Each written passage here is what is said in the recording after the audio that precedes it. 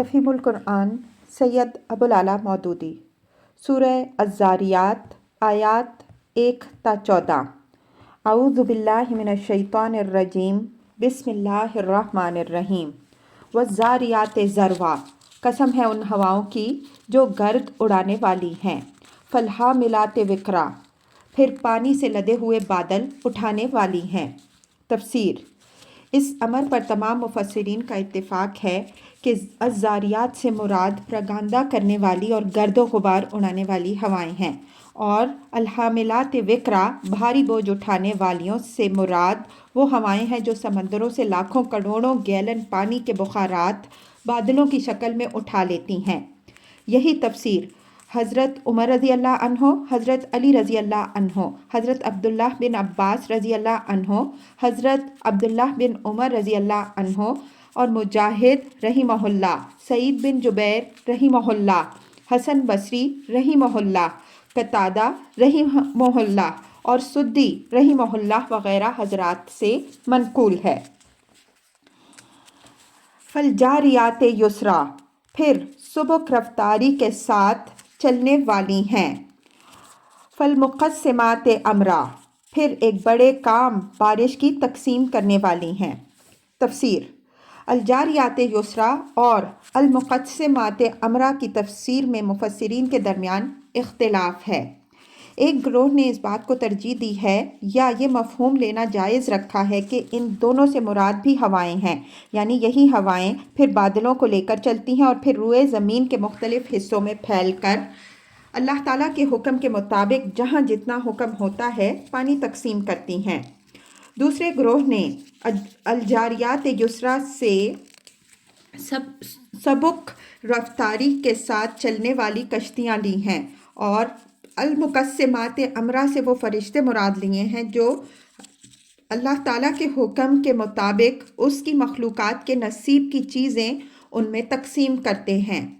ایک روایت کی روح سے حضرت عمر رضی اللہ عنہ نے ان دونوں فکروں کا مطلب یہ بیان فرمایا ہے کہ اگر میں نے رسول اللہ صلی اللہ علیہ وآلہ وسلم سے نہ سنا ہوتا تو میں اسے بیان نہ کرتا۔ اسی بنا پر علامہ آلوسی رحمہ اللہ اس خیال کا اظہار کرتے ہیں کہ اس کے سوا ان فکروں کا کوئی مطلب لینا جائز نہیں ہے، اور جن لوگوں نے کوئی دوسرا مفہوم لیا ہے انہوں نے بے جا جسارت کی ہے۔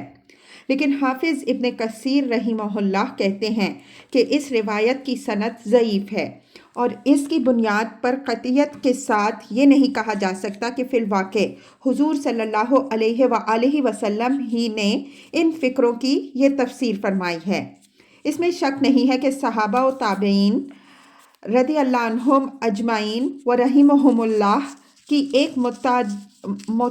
معتدد بھی جماعت سے یہی دوسری تفسیر منقول ہے، لیکن مفسرین کی ایک اچھی خاصی جماعت نے پہلی تفسیر بھی بیان کی ہے اور سلسلہ کلام سے وہ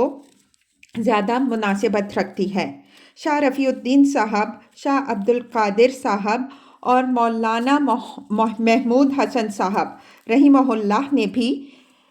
اپنے ترجموں میں پہلا مفہوم ہی لیا ہے۔ انما توعدون لصادق، حق ہے یہ کہ جس چیز کا تمہیں خوف دلایا جا رہا ہے وہ سچی ہے۔ تفسیر۔ اصل میں لفظ توعدون استعمال ہوا ہے۔ اگر یہ وعدہ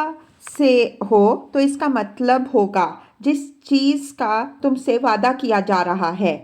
اور وعید سے ہو تو مطلب یہ ہوگا کہ جس چیز کا تم کو ڈراوا دیا جا رہا ہے۔ زبان کے لحاظ سے دونوں مطلب یکساں درست ہیں، لیکن موقع و محل کے ساتھ دوسرا مفہوم زیادہ مناسبت رکھتا ہے، کیونکہ مخاطب وہ لوگ ہیں جو کفر و شرک اور فسق و فجور میں غرق تھے، اور یہ بات ماننے کے لیے تیار نہ تھے کہ کبھی ان کو محاسبے اور جزائے اعمال سے بھی سابقہ پیش آنے والا ہے۔ اسی لیے ہم توعدون کو وعدے کے بجائے وعید کے معنی میں لیتے ہیں۔ وَإِنَّ الدِّينَ لَوَاقِعٌ، اور جزائے اعمال ضرور پیش آنی ہے۔ تفسیر۔ یہ ہے وہ بات جس پر قسم کھائی گئی ہے۔ اس قسم کا مطلب یہ ہے کہ جس بے نظیر نظم اور باقاعدگی کے ساتھ بارش کا یہ عظیم الشان ضابطہ تمہاری آنکھوں کے سامنے چل رہا ہے، اور جو حکمت اور مصلحتیں اس میں صریح طور پر کار فرما نظر آتی ہیں، وہ اس بات پر گواہی دے رہی ہیں کہ یہ دنیا کوئی بے مقصد اور بے معنی گھروندہ نہیں ہے، جس میں لاکھوں کروڑوں برس سے ایک بہت بڑا کھیل بس یوں ہی الل ٹپ ہوئے جا رہا ہو، بلکہ یہ در حقیقت ایک کمال درجے کا حکیمانہ نظام ہے، جس میں ہر کام کسی مقصد اور کسی مصلحت کے لیے ہو رہا ہے۔ اس نظام میں یہ کسی طرح ممکن نہیں ہے کہ یہاں انسان جیسی ایک مخلوق کو عقل، شعور، تمیز اور تصرف کے اختیارات دے کر، اس میں نیکی اور بدی کی اخلاقی حس پیدا کر کے، اور اسے ہر طرح کے اچھے اور برے، صحیح اور غلط کاموں کے مواقع دے کر، زمین میں ترکتازیاں کرنے کے لیے محض فضول اور لایعنی طریقے سے چھوڑ دیا جائے، اور اس سے کبھی یہ باز پرس نہ ہو کہ دل و دماغ اور جسم کی جو قوتیں اس کو دی گئی تھیں دنیا میں کام کرنے کے لیے، جو وسیع ذرائع اس کے حوالے کیے گئے تھے، اور خدا کی بے شمار مخلوقات پر تصرف کے جو اختیارات اسے دیے گئے تھے، ان کو اس نے کس طرح استعمال کیا۔ جس نظام کائنات میں سب کچھ بامقصد ہے، اس میں صرف انسان جیسی عظیم مخلوق کی تخلیق کیسے بے مقصد ہو سکتی ہے؟ جس نظام میں ہر چیز مبنی بر حکمت ہے، اس میں تنہا ایک انسان ہی کی تخلیق کیسے فضول اور عبث ہو سکتی ہے؟ مخلوقات کی جو اقسام عقل و شعور نہیں رکھتی، ان کی تخلیق کی مصلحت تو اسی عالم طبعی میں پوری ہو جاتی ہے۔ اس لیے اگر وہ اپنی مدت عمر ختم ہونے کے بعد ضائع کر دی جائیں تو یہ عین معقول بات ہے، کیونکہ انہیں کوئی اختیارات دیے ہی نہیں گئے ہیں کہ ان سے محاسبے کا کوئی سوال پیدا ہو، مگر عقل و شعور اور اختیارات رکھنے والی مخلوق، جس کے افعال محض عالم طبیعت تک محدود نہیں ہیں بلکہ اخلاقی نوعیت بھی رکھتے ہیں، اور جس کے اخلاقی نتائج پیدا کرنے والے اعمال کا سلسلہ محض زندگی کی آخری ساعت تک ہی نہیں چلتا بلکہ مرنے کے بعد بھی اس پر اخلاقی نتائج مترتب ہوتے رہتے ہیں، اسے صرف اس کا طبعی کام ختم ہو جانے کے بعد نباتات و حیوانات کی طرح کیسے ضائع کیا جا سکتا ہے؟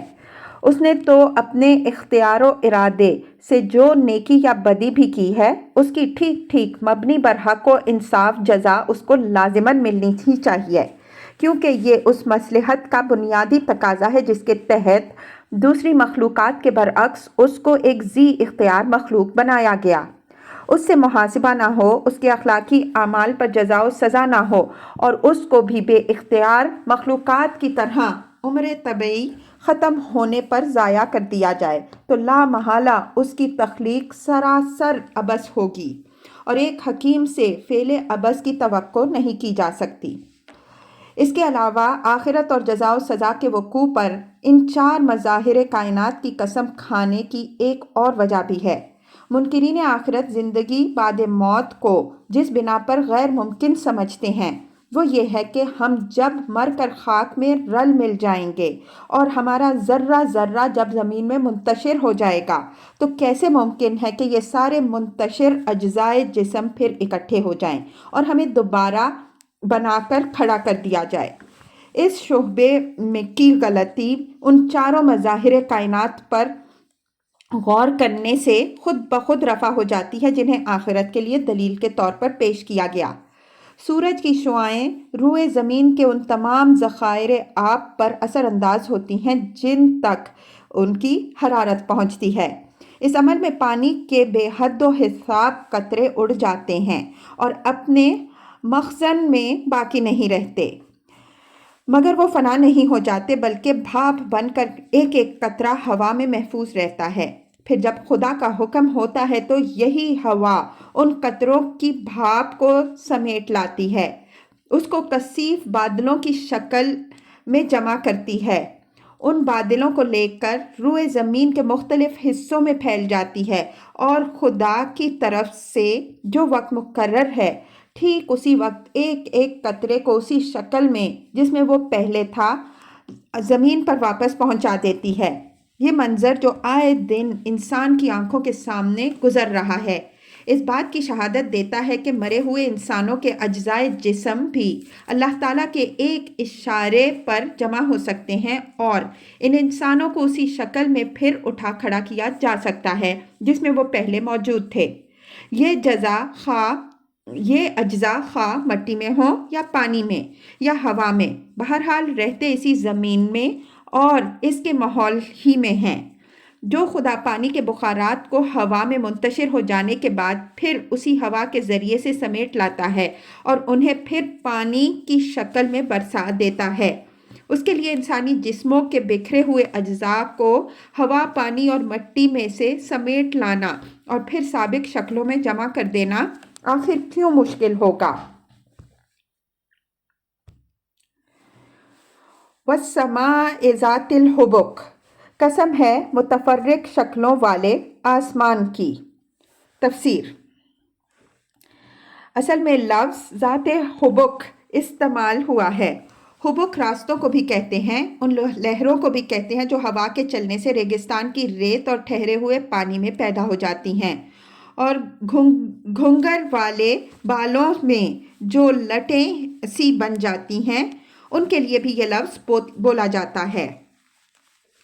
یہاں آسمان کو حبک والا یا تو اس لحاظ سے فرمایا گیا ہے کہ آسمان پر اکثر طرح طرح کی شکلوں والے بادل چھائے رہتے ہیں جن میں ہوا کے اثر سے بار بار تغیر ہوتا ہے،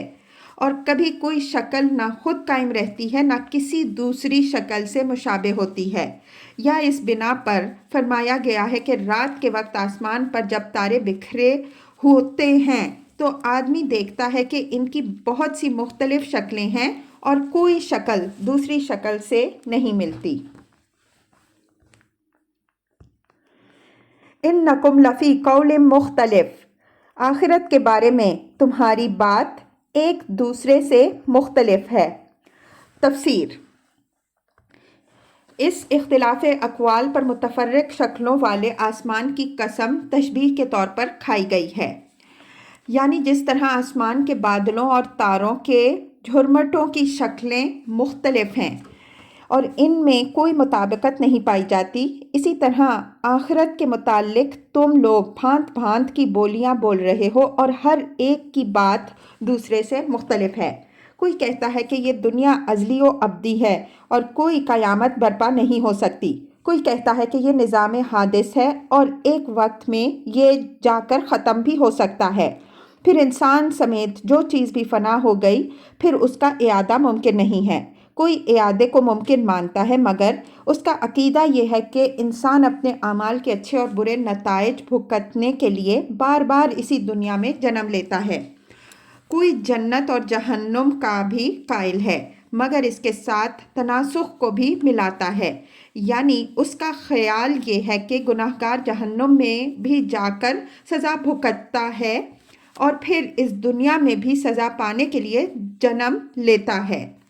کوئی کہتا ہے کہ دنیا کی زندگی خود ایک عذاب ہے، جب تک انسان کے نفس کو مادی زندگی سے لگاؤ باقی رہتا ہے اس وقت تک وہ اس دنیا میں مر مر کر پھر جنم لیتا رہتا ہے، اور اس کی حقیقی نجات یہ ہے کہ وہ بالکل فنا ہو جائے۔ کوئی آخرت اور جنت و جہنم کا قائل ہے مگر کہتا ہے کہ خدا نے اپنے اکلوتے بیٹے کو صلیب پر موت دے کر انسان کے ازلی گناہ کا کفارہ ادا کر دیا، اور اس بیٹے پر ایمان لا کر آدمی اپنے اعمال بد کے برے نتائج سے بچ جائے گا۔ کچھ دوسرے لوگ آخرت اور جزا و سزا ہر چیز کو مان کر بعض ایسے بزرگوں کو شفیع تجویز کر لیتے ہیں جو اللہ کے ایسے پیارے ہیں یا اللہ کے ہاں ایسا زور رکھتے ہیں کہ جو ان کا دامن گرفتہ ہو وہ دنیا میں سب کچھ کر کے بھی سزا سے بچ سکتا ہے۔ ان بزرگ ہستیوں کے بارے میں بھی اس عقیدے کے ماننے والوں میں اتفاق نہیں، مگر ہر ایک گروہ نے اپنے الگ الگ شفیع بنا رکھے ہیں۔ یہ اختلاف اقوال خود ہی اس امر کا ثبوت ہے کہ وحی و رسالت سے بے نیاز ہو کر انسان نے اپنے اور اس دنیا کے انجام پر جب بھی کوئی رائے قائم کی ہے علم کے بغیر قائم کی ہے، ورنہ اگر انسان کے پاس اس معاملے میں فی الواقع براہ راست علم کا کوئی ذریعہ ہوتا تو اتنے مختلف اور متضاد عقیدے پیدا نہ ہوتے۔ یُؤْفَکُ عَنْہُ مَنْ أُفِکَ، اس سے وہی برگشتہ ہوتا ہے جو حق سے پھرا ہوا ہے۔ تفسیر: اصل الفاظ ہیں یُؤْفَکُ عَنْہُ مَنْ أُفِکَ۔ اس فقرے میں عنہ کی ضمیر کے دو مرجع ہو سکتے ہیں، ایک جزائے اعمال، دوسرے قول مختلف۔ پہلی صورت میں اس ارشاد کا مطلب یہ ہے کہ جزائے اعمال کو تو ضرور پیش آنا ہے، تم لوگ اس کے بارے میں طرح طرح کے مختلف عقیدے رکھتے ہو، مگر اس کو ماننے سے وہی شخص برگشتہ ہو سکتا ہے جو حق سے پھرا ہو۔ دوسری صورت میں مطلب یہ ہے کہ ان مختلف اقوال سے وہی لوگ گمراہ ہوتے ہیں جو دراصل حق سے برگشتہ ہیں۔